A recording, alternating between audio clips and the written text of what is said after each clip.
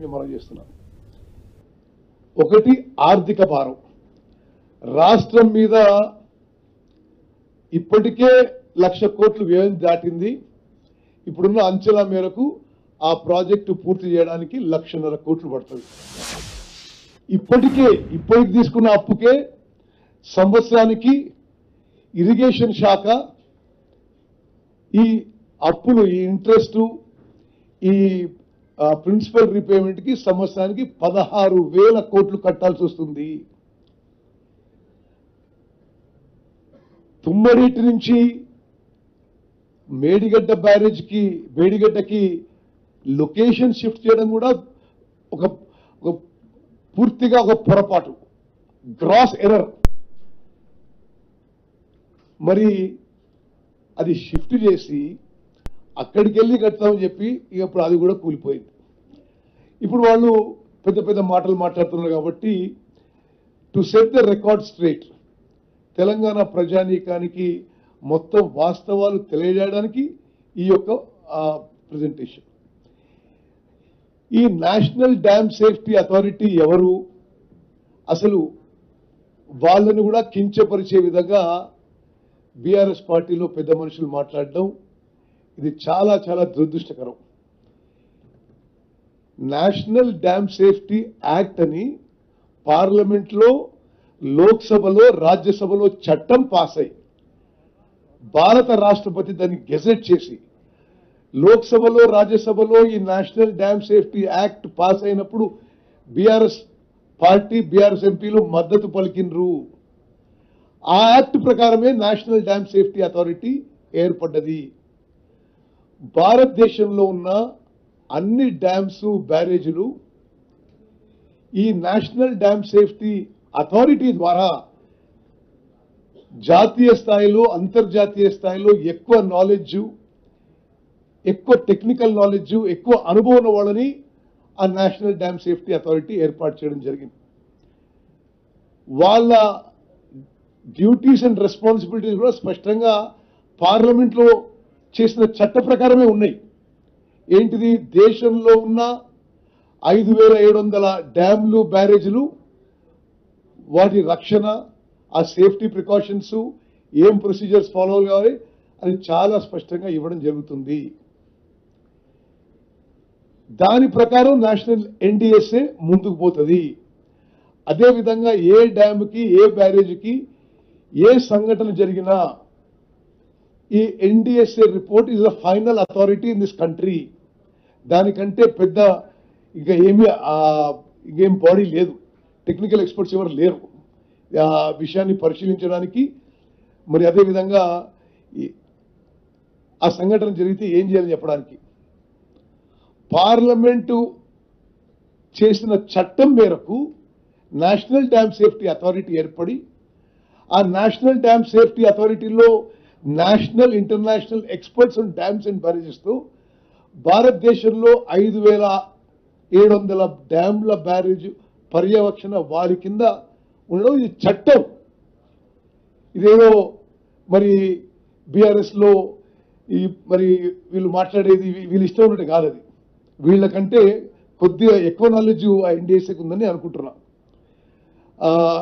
ఈరోజు మరి అదేవిధంగా ఇప్పుడు కొన్ని బ్యాక్గ్రౌండ్ ఇన్ఫర్మేషన్ పోవాలంటే, తుమ్మడి అట్టి దగ్గర నీళ్లు లేవు కాబట్టే మేము మేడిగడ్డ బ్యారేజ్కి షిఫ్ట్ చేసామని పచ్చి అబద్ధాలు మాట్లాడినరు.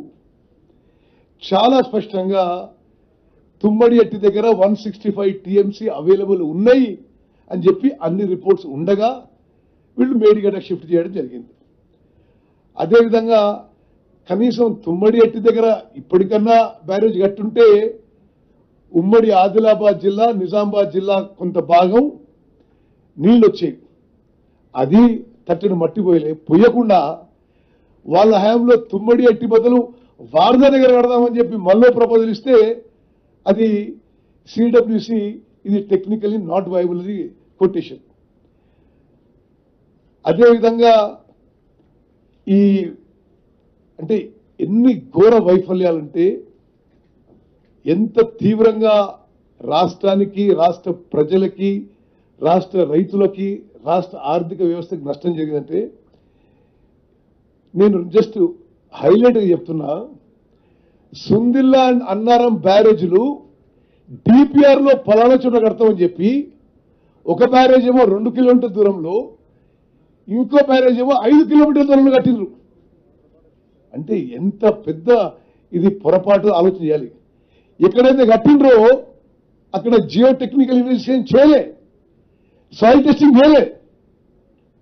అదేవిధంగా వీళ్ళు కట్టిన సంవత్సరంలోనే ఇనాగరేషన్ కి కొన్ని రోజుల్లోనే లోపాలు బయటపడ్డాయి. కానీ ఏ రోజు కూడా ఆ లోపాలు ఒప్పుకొని సరిదిద్దితే బహుశా ఇంత నష్టం, ఇంత ప్రమాదం జరగకపోయేదేమో. ఆ లోపాలు ఒప్పుకోలే, ఆన్ రికార్డు ఉన్నాయి. ఆ లోపాలన్నీ ఒప్పుకోలేదు. అదేవిధంగా ముందుకు పోయినరు. బ్యారేజ్కి డ్యామ్కి తేడాలు ఉన్న వాళ్ళు మొత్తం పర్యవేక్షణ. మరి బ్యారేజ్లలో it is only to regulate water. ప్రపంచంలో ఎక్కడ కూడా బ్యారేజ్లలో 2-3 టీఎంసీల కంటే ఎప్పుడు స్టోరేజ్ చేయరు. మరి ఈ బ్యారేజ్లలో 12, 13, 14 టీఎంసీలు స్టోర్ చేసేసి గోదావరి జలకళ అని పెట్టి ఫోటోగ్రాఫ్లు పెట్టి అదేదో మరి ఒక పబ్లిసిటీ కోసం చేసుకున్న విషయంతో ఈరోజు తెలంగాణ రాష్ట్రానికి తీవ్రమైన నష్టం జరిగింది. సరే, నేను వాళ్ళు ఎన్డీఎస్ఏ మీద చాలా చాలా మాట్లాడారు కాబట్టి అసలు ఎన్డీఎస్ఏ నేను ముందు ఈ జస్ట్ క్విక్ గా ఈ డేట్స్ చెప్తాను. ఈ national dam safety authority was constituted by the Parliament of India as a result of the National Dam Safety Act. ఈ డ్యామ్ సేఫ్టీ బిల్లు లోక్సభలో 2 ఆగస్ట్ 2019లో పాస్ అయింది. రాజ్యసభలో 8 డిసెంబర్ 21లో పాస్ అయింది. President of India gave an assent on December 13, 2021. మరి ఈ national dam safety act ని, national dam safety అథారిటీని మేము ఒప్పుకోనని ఈ పిచ్చి మాటలకు ఎవరు జవాబు చెప్పాలి? National dam safety authority is a central regulatory body for implementing dam safety policies and standards, developing safety guidelines and standards, resolving interstate dam safety disputes, ensuring compliance with safety measures, conducting risk assessments and advising on safety measures.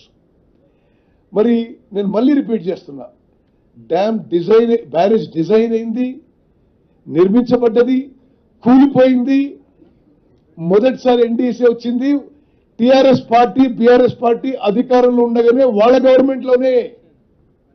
మరి ఈ రోజు వాళ్ళు మాట్లాడే మాటలు మీరు అర్థం చేసుకోండి. మేము అధికారంలో వచ్చిన తర్వాత నేషనల్ డ్యామ్ సేఫ్టీ అథారిటీకి పూర్తి స్థాయిలో మీరు దీన్ని పూర్తిగా ఎగ్జామిన్ చేసి రిపోర్ట్ ఇవ్వడం జరిగింది. వాళ్ళ అధికారంలో ఇచ్చిన రిపోర్ట్లో, తర్వాత ప్రిలిమినరీ రిపోర్ట్లో, తర్వాత ఇప్పుడు ఫైనల్ రిపోర్ట్లు కూడా వాళ్ళ కంక్లూజన్స్ అన్ని కూడా ఒకే తీరుగా ఉన్నాయి. ఈ ఎన్డీఎస్ఏ కమిటీ ఎవరు, వీళ్ళెవరు వాళ్ళు చెప్పడానికని వాళ్ళు మాట్లాడడం చాలా విడ్డూరంగా ఉంది. ఇప్పుడు మాట్లాడే వాళ్ళకంటే ఈ యొక్క విషయంపై ఎంక్వైరీ చేసి, ఎగ్జామిన్ చేసి రిపోర్ట్ సబ్మిట్ చేసిన వాళ్ళ టెక్నికల్ నాలెడ్జ్, అనుభవం ఎక్కువ ఉందని అయితే నేను అనుకుంటున్నా. ఎవరు వీళ్ళు? ఈ members of committee Chandrasekhar Iyer ఈ కమిటీకి చైర్మన్. ఆయన సెంట్రల్ వాటర్ కమిషన్ కి మాజీ చైర్మన్, జిఆర్ఎంబికి మాజీ చైర్మన్, కేఆర్ఎంబికి మాజీ చైర్మన్, పోలవరం అథారిటీకి మాజీ చైర్మన్. ఇంత అనుభవం ఉన్న వ్యక్తి, one of the best known engineers in India. Shri Amitabh Meena, member secretary, director technical NDSA. ఆయన కూడా ఈ ఇంజనీరింగ్ లో, ఈ టెక్నికల్ నాలెడ్జ్ లో దేశ విదేశాల్లో ప్రఖ్యాతిగాంచిన ఇంజనీరు. డాక్టర్ బి మన్నా, మెంబర్, ప్రొఫెసర్ ఐఐటి ఢిల్లీ, ప్రపంచవ్యాప్తంగా సివిల్ ఇంజనీర్ కి ఫేమస్ ఉన్న వ్యక్తి. శ్రీ యుఎస్ విద్యార్థి, మెంబర్, ఆయన సైంటిస్ట్ అంటే సైంటిస్టులు హైయెస్ట్ లెవెల్ సైంటిస్టు.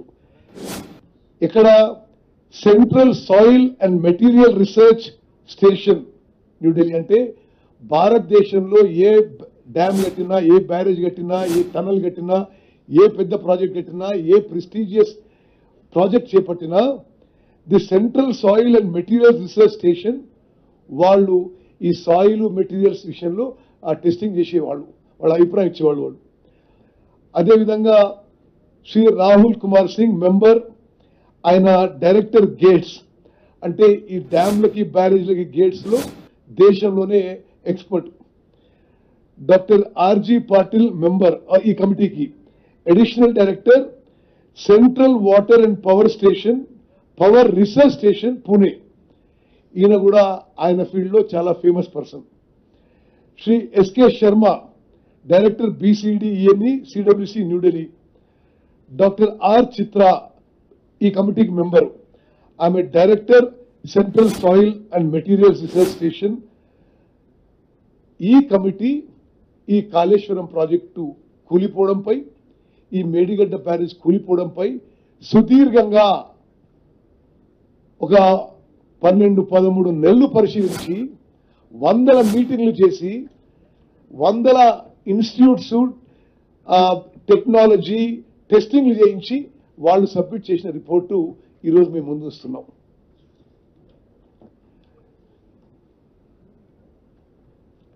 ఇప్పుడు ఈ మేడిగడ్డ బ్యారేజ్ విషయంలో ఆ సేలియంట్ ఫీచర్స్ మీ అందరికి తెలిసినవే. 100 మీటర్ల మీద కట్టారు. చాలా స్పష్టంగా మరి అది ఆ లొకేషన్ విషయంలో, ఆ హైట్ విషయంలో, ఆ ఆలోచన విషయంలో మరి భారతదేశంలో ఎంతమంది నిపుణులు ఉంటే అంతమంది తప్పు పెట్టారు. ఇది పూర్తిగా ఒక గ్రాస్ ఎర్రర్, మిస్టేక్ అని స్పష్టంగా చెప్పడం జరిగింది. 21 అక్టోబర్ 2023 మేడిగడ్డ బ్యారేజ్ కూలింది. ఎవరు ఆ రోజు ముఖ్యమంత్రి?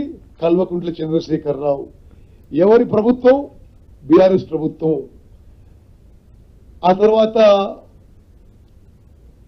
25 అక్టోబర్కి national dam safety authority team వచ్చి అది విజిట్ చేయడం జరిగింది. ఎవరప్పుడు అధికారంలో ఉన్నారు? బీఆర్ఎస్ ప్రభుత్వం. ఎవరు ముఖ్యమంత్రి?